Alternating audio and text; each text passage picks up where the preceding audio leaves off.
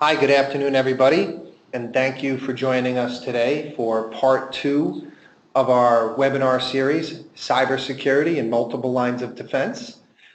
Today we'll be talking about the second line of defense. As you can see the instructions on your screen, we'll also be prompting through for a few polling questions during the webinar. And when those come up, you'll see the navigation on the side that you'll be able to use for the questions for them.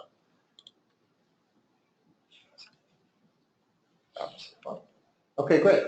So here's our agenda, and as I said, we're following up. This is the second part of our webinar series. For those that didn't get to join us last week, we went through the first line of defense, which in cybersecurity relates a lot to the risk management process, which is defining your risk profile, as we call it, the conversation around your firm's crown jewels, your sensitive data, key systems, business processes, as well as your threat landscape. So who would be coming after your crown jewels, or how could they potentially be compromised, whether it's through a threat actor, vendor, or even internal. That could be just through negligence and lack of having effective policies. And then also, of course, what was the impact? So those were the items we talked about last week. Today we're going to focus into the second line of defense, which is a lot around compliance and policies, drafting, implementing, and governance. And as a lot of you on the call know, cybersecurity has found itself a home inside the compliance department, primarily because you're dealing with regulators and you're also dealing with policies and procedures, things that really find themselves most efficiently nested inside compliance. We do find that a lot of firms have struggled with implementing, developing, and governing their information security policies in regards to cyber. Inherently, we've seen the industry has been slow to adopt documentation, this being a responsibility that is usually within the IT technology department. We find that technology people are a little not as diligent on documenting as would be efficient by the compliance department. So this really has to be an effort between compliance as well as IT to get an understanding what's going to be most efficient for the organization. Probably one of the biggest reasons you want to make sure to have documentation in place, because it is what the regulators look for.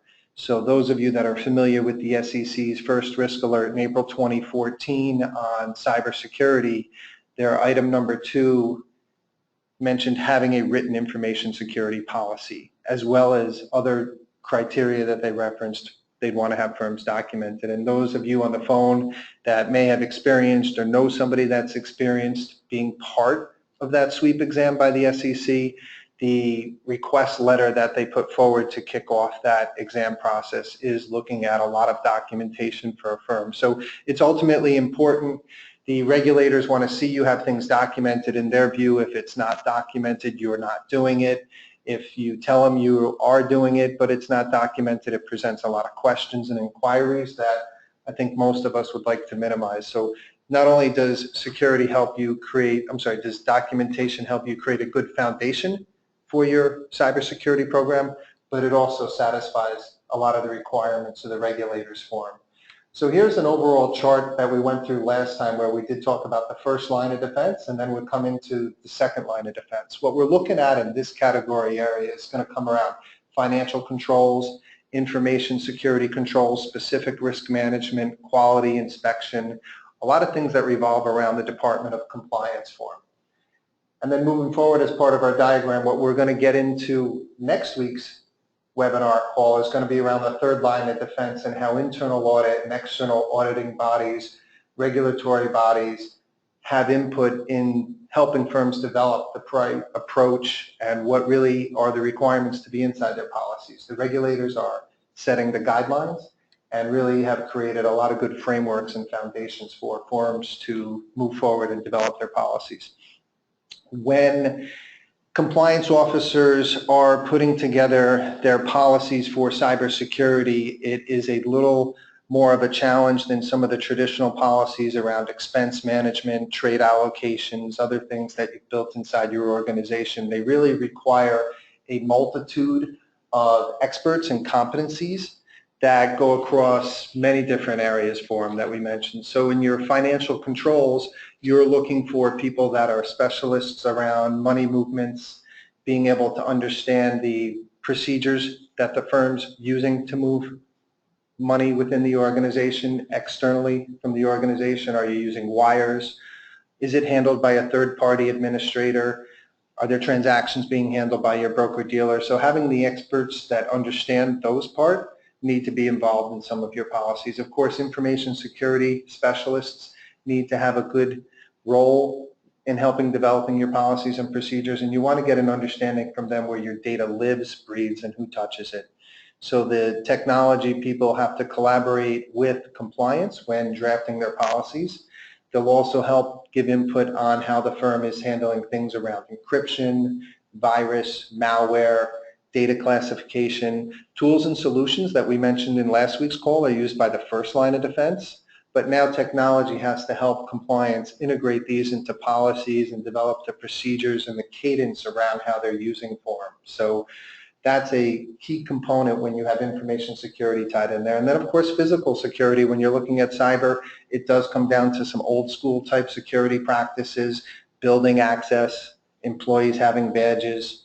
We think when you're talking information security, firms need to consider a clean desk policy. So any confidential information that could have customer or personally identifiable information should be tucked away, locked. Whiteboards in conference rooms. I've gone into many firms where I've seen technical drawings and confidential information laid out on a whiteboard in a conference room. So these are, common practices, but good common sense, and having people that are experts in that, whether they're part of the organization or bringing somebody in that can chime in on a third-party opinion. Even under physical security, you have to look at travel policies, items of that nature. Risk management, of course, these are the people in the organization that are really going to be able to evaluate the impact you potentially could have of a cyber attack. So not only do they understand the impact, but they also know how they could affect the business's overall objectives. So every firm has a mission that how they're going to satisfy their investors, how they're going to satisfy their customers, what areas they're going to invest in, how they're going to strategically deploy capital in the investments that they're evaluating. So risk management will help look at the data processes that are used around the revenue generating activities of the firm. In this case, a lot of it's trading or investment. And so understanding the impact if some of that data is breached, some of those crown jewels if they are compromised by one of the threat actors. Of course, quality control is a key component when looking at your overall cybersecurity department, and it ties a lot back to that first line of defense. So where you have implementation of firewalls, virus scans, intrusion detection systems, what's the quality and upkeep for those systems?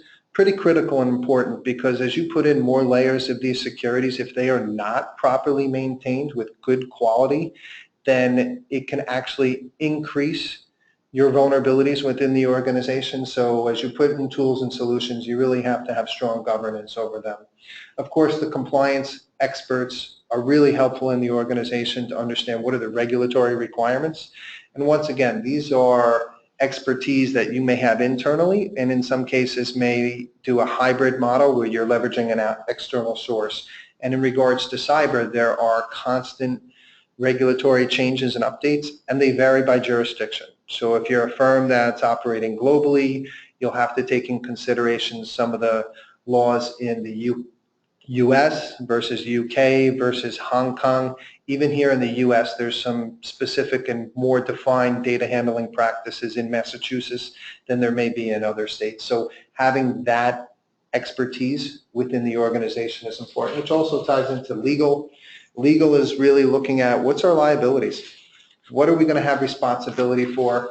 What potentially could we be on the hook for? So having legal involved a lot of times comes into play when you're looking at contracts for your vendors, for your suppliers, people that are handling your data that have access to your networks. So having legal opine on some of your policies and procedures around those would be important. And then the others on there can be somewhat self-explanatory when you're talking environment, health and safety. That will tie into your DR, BCP type activities. And then supply chain. When we bring this up, asset managers say, well, we're not selling widgets. We don't have a supply chain, but you absolutely do. You have the chain of information from your research teams, how that's funneled across. We always talk about cyber in relation to the risk that firms faced with insider trading a few years back, and really what that tied a lot to was bad behavior around sensitive information. So you want to look at all the information in your flow, how it's handled from your research groups, how it's communicated out to the traders, how it's executed through your broker-dealers, how the money movement is handled as part of that supply chain to make sure that you're closing on the trades for them.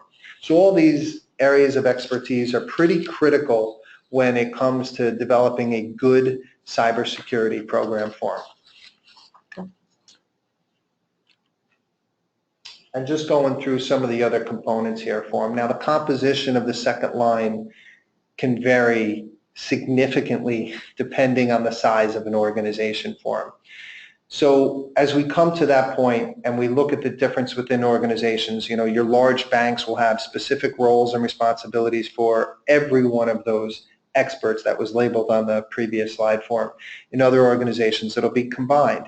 And in some organizations, you may be using something outsourced and getting some external expertise to come to the table. What we're going to do now is we're just going to take a quick break and we'll go to our first polling question that we'll bring up.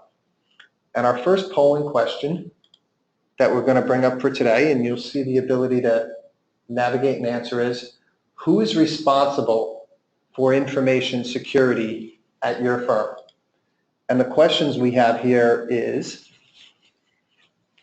we have a dedicated information security officer. So if you're fortunate enough, you have a dedicated information security officer. Our outsourced IT firm takes care of it. We know a lot of firms use an outsourced IT firm, so maybe the responsibilities lie there. The CCO, COO, or CFO handles it. And in some organizations, we know one person's wearing all of those hats or multiple of those hats, or I'm not sure. So let's take a look and see what our response comes up to for the poll.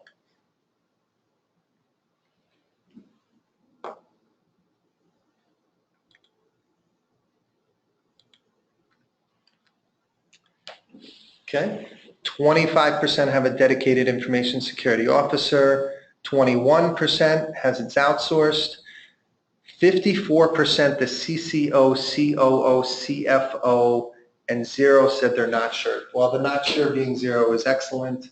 We definitely see firms relying a lot on their outsourced IT provider, which, as we all know, means you really have to have some additional due diligence on that vendor, specifically in regards to what you've handled off to them. I think most importantly would be the cadence of communication that you get and how you funnel that up to leadership. And then the 54% that have it as part of the CCO, COO, or CFO, I think that tends to be where we see the majority, especially in the asset management space. And as we mentioned before, we do find compliance probably being one of the leading ones that would have the responsibilities within this forum. For organizations that don't have a dedicated information security officer, which means you may not have the specific expertise of an information security officer. And so how do you get a good understanding of what the firm needs to put together from an organizational construct? Let me take it back a step further. In some of the early regulatory guidance from the SEC and others, they wanted firms to identify specifically who was their chief information security officer. Now, for large organizations, that's pretty easy to identify. They've had that title on the organization org chart for years. In smaller firms, it may not exist. So what is a good practice to have, because what the regulators want to see is how are you internally talking about risks, talking about cyber threats, and talking about the potential impact on a regular and recurring basis, is to have some form of regular discussion and have it, even if it's by committee, where you can put together a few people. And in some organizations, you are already talking about risk, so it could end up just to be a line item on an agenda. But you need to have that regular communication and reviewing what your risks are, what your threats, what are the potential impact, and having the expertise from all those people on one of the previous slides helps make those decisions, because it's a business decision, not IT, to determine what risks the organization wants to take as they are trying to accomplish their goals.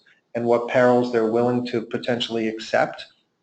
Where the regulators will call this is defining the risk tolerance or risk appetite for a firm, and those are going to come in specific areas that are going to tie around your financial cost, business continuity, other items of that nature for them. So one of the key elements, as I mentioned, with the second line of defense and the oversight that they have and monitoring controls over the first line and what they've put in place, they are also getting data and metrics from the third line, which we'll talk a little bit more about next week, which is the group that's helping test the controls and generating reports up to leadership. So where you're getting the reporting and what the responsibility is of the second line of defense is how well are your policies and procedures being enforced, how effective are they, and how efficient are the controls that are tied to your policies and procedures for them. As everybody knows, the costs for cybersecurity protection, building a cyber program continue to escalate. So a third metric, that getting good testing on your controls and how they're tied to your policy, is going to be the return on the investment.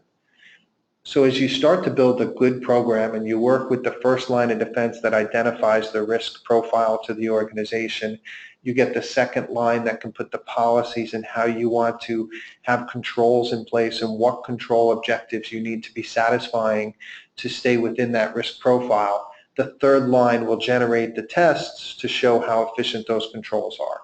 So when organizations need to justify expense or get a measurement on the expense that they put forward, that testing component and seeing how the additional controls put in or removed will adjust your firm's risk meter, basically how much risk the firm is taking, is very valuable. And so properly reporting to leadership on the efforts is something that not only is what the regulators want to see, but it really also helps drive an organizational-wide approach when looking how to reduce the risk for the firm in regards to a cyber event.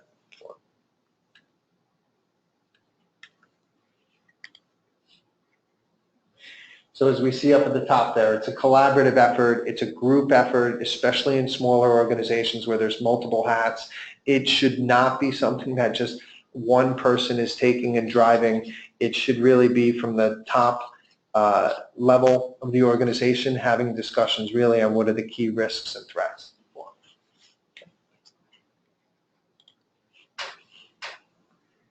Okay, so just a review on this slide here where we're talking about the second line of defense that's tied into the operational controls. So where they're managing the risk and understanding what the first line of defense is doing. It's the reporting that you're getting on the controls. So how are they working on the front line? What are they identifying as risks? What are they seeing as potential changes in the organization that requires additional enhancements at the first line of defense? And then also combining that with the testing of the efficiency and the effectiveness controls from the third line, and then reporting that up to leadership. And of course, how are you staying within the compliance guidelines of the organization? And running through the responsibilities on the second line of defense form. So designing and development of processes and the controls to manage the risk. So it's your policies and procedures that are going to help define what you're doing, who's doing it, and how you're doing it. A lot of firms we talk to may be outsourcing this. I think the group that we saw, 25% or so that have the third-party outsourced IT provider, you need to lever on them most heavily on the procedures components and how are they going through the activities of managing your network, overseeing access rights and controls, evaluating the data loss prevention mechanisms in there, and what happens when you're trying to prevent the attacks to the organization, what has happened for incidents that have occurred, how have they been deflected, how have they been reported on, how have they been evaluated that they won't recur again. So a lot of this comes through in defining the activities that the second line of defense wants to monitor. How are they going to measure success? So success is usually measured against your risk profile, and are you remediating risk? Are you lowering the risk profile of the organization? And when I say lower to the target of what the firm's risk appetite is.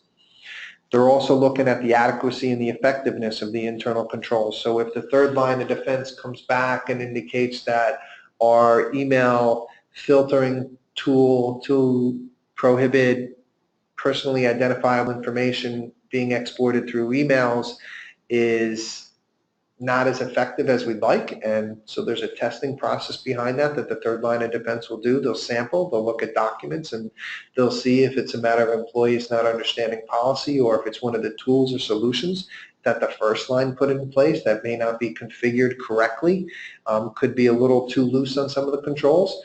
And so getting that measurement back is an understanding of how they need to tweak the controls. In some cases, it could be the controls could be tuned too tightly, and it could be more restrictive and sometimes even inhibiting the user experience and some of their day-to-day workflow. So it's a fine balance when measuring the adequacy and the effectiveness of the controls, but also how they tie into the user experience, the workflow, the ability to just get business done. And these become the types of issues that the second line of defense will escalate to leadership.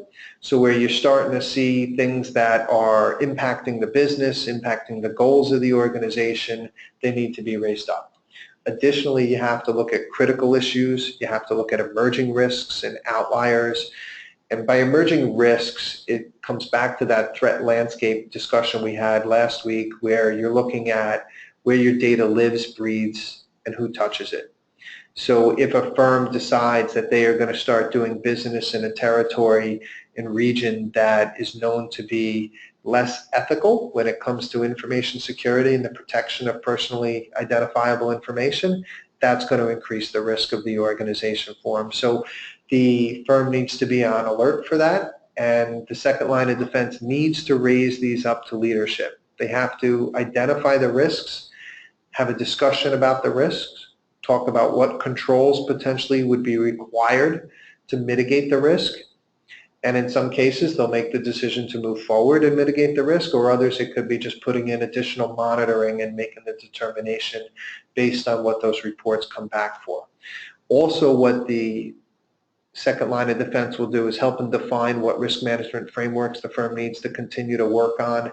If the regulators are changing their approach, one of the things you also have with the frameworks is the ones tied to cyber today are still dynamic.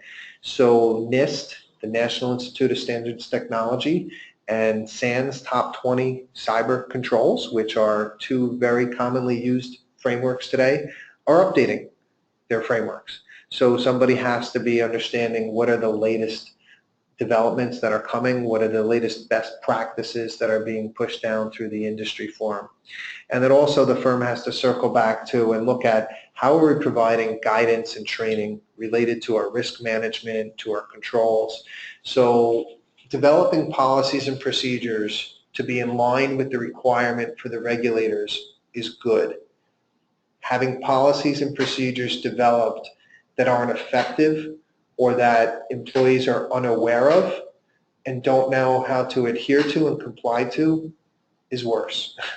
So the last thing you want to do is have policies and procedures put in place that you're not following, that would not be looked upon favorably by the regulators.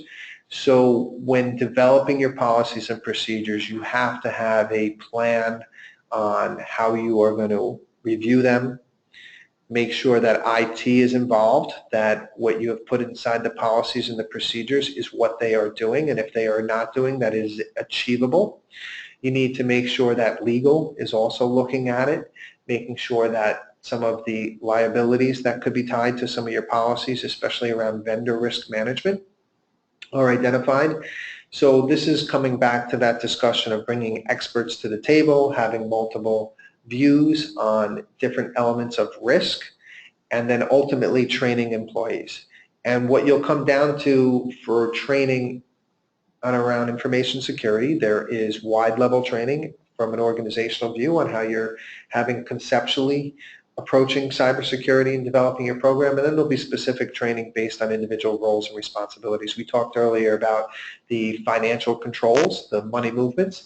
They may have some training there that is a little more specific than to their actual job function than somebody in the trading department that may have some specifics around how they're handling the trading and research information, as well as investor relations may have some specifics on how they are handling the personally identifiable information, how they may be managing the client relationship management software if a firm has them. So all of these have to be developed into an overall training program that not only takes into consideration the traditional roles and responsibilities to that job, but also the security aspects. And so how are they handling the data? And I would give one bit of advice for any training around cybersecurity is you need to make sure the message gets across to the employees of the impact if they aren't following the proper procedures.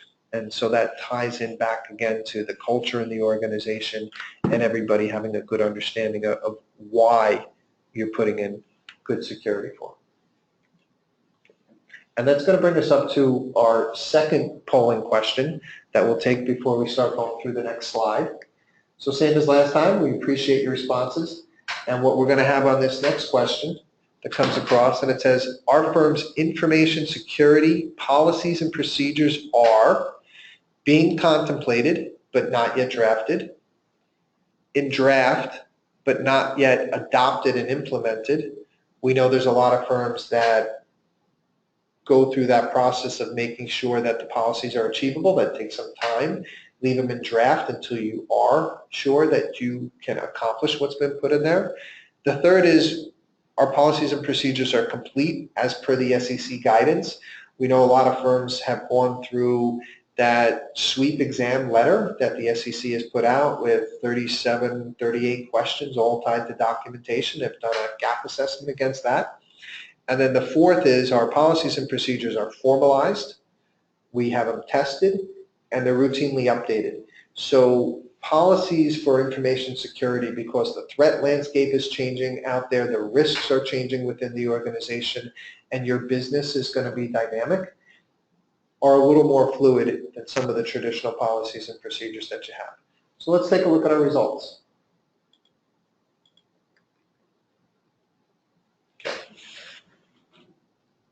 13% being contemplated, not yet drafted. 31% in draft but not adopted and implemented. We think that tends to be one of the biggest challenging aspects for firms. Completed as per the SEC guidance, 31% and 25% formalized, tested, and routinely updated. So a little more than half are about where they need to be for the regulators, and that's actually a pretty good spot. We know in the last year that number has been rising, and we've continued to see that trend, though probably not at the pace that the regulators would like to see. Okay. One of the things that we also want to talk about the second line of defense, that it doesn't necessarily operate independently, but it does have to have some degree of autonomy and some level of objectivity. They have to, and this gets to be a challenge in organizations where some of the lines are blurred and some of the roles and responsibilities may be combined within the organization. And this is where engaging with a third party at times for that testing aspect, and in a lot of cases, the third party is in there for that first line of defense where you're putting in your tools and technology, i.e. the outsourced IT provider. The second line of defense really has to take an objective view, has to take a critical view on both areas surrounding their area of defense. So on the first line, you really have to be critical of your IT provider. You have to take a little bit of a skeptical view. I know we all love those that provide our IT and we trust, and it's not something that needs to be put across in a questioning fashion, but more in a collaborative fashion. I think organizations need to understand that there are challenges in IT and need to have that open dialogue with their IT organizations, internal or external or hybrid, and get an understanding, and this is what we need to report on, this is why we need it measured, this will help give justification for new spending, or in some cases where it works on the second line of defense, helps and makes sure that you are compliant with your policies. And in a lot of cases, you can achieve a higher level of maturity by just increased monitoring and internal business processes as opposed to just expenses for them. And then where it comes to the objectivity also is when it's going to be looking at the third line of defense and the testing aspect. So this may be one of the best areas where, very similar to having a auditing firm come in and audit your trades and transactions in your portfolio every year and get that attestation to the numbers to the investors, very similar comes in and doing some form of external testing and review and auditing of your information security controls. And these are the types of things that the regulators are expecting firms will do on a regular and routine basis. And so having that view and having those tests that come back of your first line, of your employees' compliance with the policies, and the procedures that are set out to be testing your policies, very helpful in making sure that you're getting the right state of mind and where your cybersecurity preparedness is. So the second line of defense plays a pretty critical role. They also have to have a direct line to the leadership of the organization. So in smaller firms, this may be pretty easy and achievable. As we mentioned earlier, a lot of firms already have committees that are talking organizational-wide of risk. The cyber responsibility has fallen into somebody at that table today, so you need to make it a regular agenda item that you're talking about on a regular and routine basis. It can't be just left out to IT in a silo. Even large organizations that we talked about before that have specific and defined roles around cybersecurity, that have a defined chief information security officer, you're seeing them move that reporting line of the information security officer directly to the CEO. No longer to the COO, no longer to the CIO, because it is that critical a function when it comes to the overall objectives of the organization and accomplishing what the firm sets out every day on how they want to satisfy investors, how they want to generate returns, how they want to supersede what their competition is doing. And to some degree, you have to make sure that you're staying within the risk appetite of the organization. Okay. So coming in and looking at some of the other bullet points we want to talk about in the monitoring of the third line of defense and tailoring it to the specific needs of the organization. This ties in a little bit to, well, a lot, to what we talked last week in the crown jewels discussion, your sensitive data, your key systems, and your business processes. We have seen in the past many firms categorize their crown jewels too wide and say everything in the organization is sensitive and we'll protect everything the same for them. As your organization grows, as data grows, as your technology footprint grows, and there are no longer just physical barriers, this becomes, or will eventually become, much harder to manage. It'll become much more expensive to manage. So what you want to do is start narrowing down your crown jewel attack surface. So if you're dealing with client information, you want to narrow who's accessing the client information. Not everybody needs to have it for them. So you narrow your focus. Now you can narrow what you're monitoring specifically. What you need to monitor higher than others are going to be those activities that are going to be around higher risk. And so prioritizing your efforts is very helpful for an organization, especially if you're strained on some of your resources for them. So you want to make sure that what you define and how you manage your crown jewels, that you put them in something that's going to be practical and achievable, and that you have a good understanding. And a lot of that comes from having the framework assemblance that we mentioned on the first line and having a good construct around your cybersecurity program for them. In some firms, they may use a third party or an outsourced provider to do a lot of the monitoring functions. It's gotten pretty popular, as we mentioned in last week's call, the intrusion detection systems that firms have. So if you are using a third party that's doing some monitoring on your network for malicious or anomaly activity form, make sure that you're having good reporting back to the second line of defense, and that reporting is effectively funneled up to leadership form. So as you're going through and combining your first, second, and third lines of defense, as mentioned before, it has to be a collaborative effort across the three areas, and they all have to be tied together. It works in a circle, a cycle of your technology, your tools, your management controls up front, backed up by your compliance policies and procedures that outline how you're doing it, who's doing it, what you're doing, and then having your third line of defense that's going to come in and test, measure, understand the efficiency, the effectiveness, and the return on the investment. And where there are areas where improvements need to be made, that gets circled back up to the first line of defense, and they can strengthen those defenses for them. Where there are areas where there are breaches in compliance, that gets reported back to the second line of defense, and there has to be some form of enforcement. I think one of the biggest mistakes a firm can make is having policies in place and not having some form of enforcement back to the policies.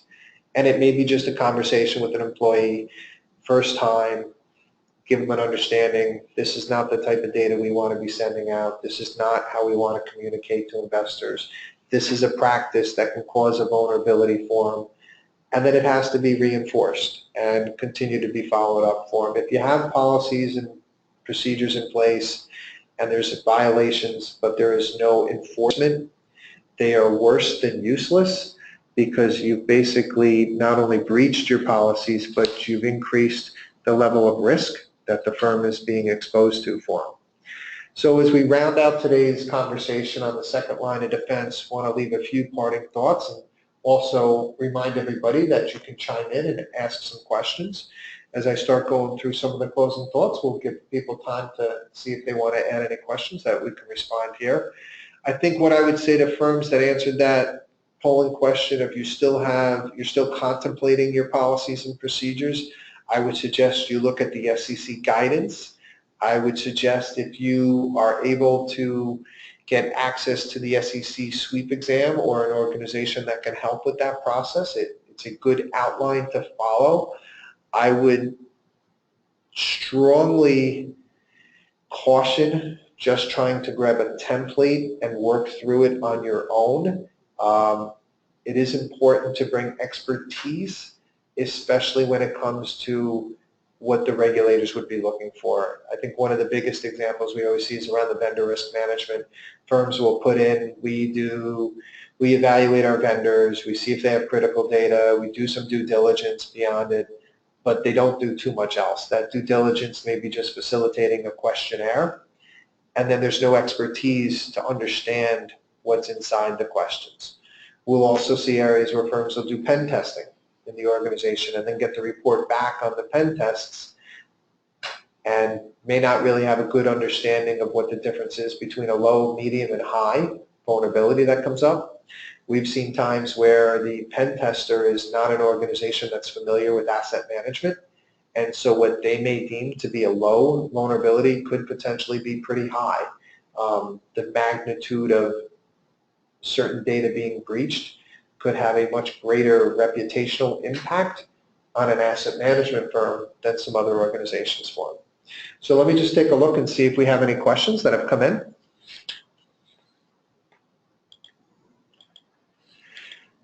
First question, we're a small firm. How do you right-size policies and procedures that are not too onerous? And then what approach do you suggest we take to help get started on doing the information? Well, I think I just kind of answered this question a little bit before. I wouldn't take the approach of working off a template unless you're bringing expertise to the table. I mean, everything starts with some form of construct there, but I would work with the SEC guidance. I would take a look and see what they are asking for specifically. I think you need to take the approach to have a high-level philosophical approach and smaller policy that you can share when investors ask or eventually start to ask for this type of information, and then have an underlying more robust document that gets into some of the specifics the SEC is looking at, and then separate out your procedures. Don't have your procedures in your written information security document. Don't have IP addresses. Don't have network diagrams. These are some of the mistakes we've seen with other organizations. Have those items in the procedures. They don't need to be in a document that's going to be distributed or that is going to be even shared with the larger employee population. They really need to be nested into where your procedures are going to be and where those IT professionals and internal control testing responsible people are going to be using them going forward. So we've got two more questions that we'll be able to take for. Next one is so what type of examples are being looked for in the SEC request letter that comes across? So I mentioned, if you are familiar with the letter or are able to look at it, the documentation request list that comes in the SEC sweep exam is bucketed into their 6 categories, which is governance and risk assessment, data loss prevention, access rights and controls, vendor risk management, incident response, and training. I mean, some of the examples of what they have in the governance and risk assessment is they want an organizational chart which illustrates the positions and departments responsible for cybersecurity related matters. So who are the individuals, or where does it fit within the organization's hierarchy? They want to see if the firm is conducting periodic risk assessments to identify cybersecurity threats, vulnerabilities, potential business consequences. So all that stuff we mentioned last week about the first line of defense. They want to see your policies relating to penetration testing. It doesn't necessarily mean that you're doing extensive penetration testing, but that you've evaluated the decision, you've come to a scope, and have taken a risk-based approach as to what you're going to do your pen testing. I'll go through just some of the examples in the other categories. The access rights and controls, they're looking for a copy of your firm's policies and procedures and standards that are designed to ensure that unauthorized persons don't access the firm's network. So how are you making sure that's locked down? They're also looking for a list of applications that use multi-factor authentication, as well as those that don't use multi-factor authentication. They have roughly about 15 different documents specifically on access rights control. Data loss prevention, they want to see a data map, as I mentioned before, where your data lives, breathes, and who touches it on all personally identifiable information in the organization. They want to see a policy relating to data classification, which is probably one of the biggest challenges we see with firms. And I think we mentioned it before when we talked about the crown jewels. And so a lot of firms find it too hard to do data classification and just widely classify things so that they can capture it with a wider net. Ultimately, that will fail. It will expand where your crown jewels are, and just creates many more vulnerabilities. So you really want to effectively narrow down what's going to be most critical to the organization, that risk profile discussion. And there are actually some tools and solutions in the marketplace that are becoming much more reasonably priced for organizations that can help them identify a data classification schematic, I should say, or methodology before going in. And it shouldn't be too many different levels of classification. You want to look at just 2, maybe 3. Doesn't have to be too in-depth. That would get more complex. 2 other categories or 3 other categories they're looking at on the training. They want to see all your training that the firm has done around employees, around information security. What are the materials? How often are you training? How are you measuring the effectiveness of the training? So is it once a year? Are you doing phishing exercises on a quarterly basis? Is your training effective? So how are you measuring that for them? Incident response, they want to see if you maintain a separate cyber incident response policy, and how are you testing it? Are you doing tabletop exercises? And when we say separate, this means not your BCP, not your DR plan. It's a separate cyber incident response plan that goes much further than just the technical aspects of a cyber breach. And then the last category they talk about is the vendor risk management. So getting an understanding, what are you doing from vendor risk management? What are you doing from a contractual review? What are you doing from a due diligence review? What are you doing from a risk ranking review of your third parties and vendors in risk management form? So last question, we'll see if we can just have a quick view here. It comes back onto the vendor risk management. So what are the examples of what would go into a vendor risk management policy? I just mentioned a couple of them, seeing that you're having some risk ranking. Not all vendors are equal, right? Some will be much more critical to the organization. You want to look at those contractual terms. You want to see how are they reporting cyber incidents? Are they making you available, making information available to you if there is a breach? Do they make themselves available to do tabletop exercises with you? I think you want to also look and see if they have a SOC 2 report or an SSA 16. One of the nice layers of security around vendor risk management is also getting an external view using tools and technologies that will allow you to gather information that is publicly emitted from a vendor's network through their IP addresses. That'll actually give you a view on their security hygiene, potential attacks, and user behavior activity. So there's starting to be some pretty good solutions out there around vendor risk management. I think you have to look to something that's also going to help you manage workflow and be able to not only go through the due diligence process at the time of selecting the vendor, but also the routine and recurring process and ongoing monitor of the vendor's form. So I think that brings us to the end of today's webinar. We want to thank everybody for joining us for our conversation on the second line of defense around compliance and policies and procedures. We're going to have our third and final chapter of this three-part webinar series next Tuesday, same time, 4:30, where we'll go through talking more about the testing, the auditing, give some examples of how firms are measuring the controls they put in place and how that reporting circles back not only through the second line of defense, but then also funnels up to leadership. So once again, I thank everybody for joining us today on our webinar and wish you a good afternoon. Thank you.